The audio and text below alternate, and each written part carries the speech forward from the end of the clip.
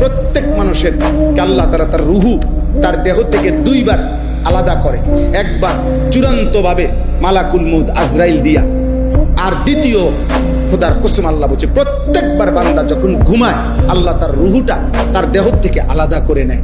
আল্লাহ নিজে বলছেন আমি চাইলেই আবার ফেরত দেই, আমি না চাইলে ফেরত দেই।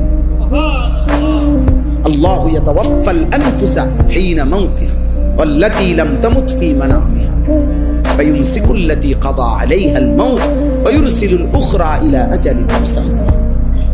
এরপরে আল্লাহ কি সুন্দর করে বলছে, তবে শুনো বান্দা, প্রতিবার যদিও আমি রুহুটা ফেরত দেই ঘুম থেকে জাগবার সময়, কিন্তু এইটাও ইলা আজালিম মুসাম্মা, একটি নির্দিষ্ট সময় পর্যন্তই ফেরত দিচ্ছি। এই ফেরত দিলেও তুমি ধোঁকা খাইও না যে কোনোদিন আটকাবো না, না সত্যি সত্যি একদিন রুহুটা একবার নেব আজরাইল দিয়া, আর কোনোদিন ফেরত দেব না।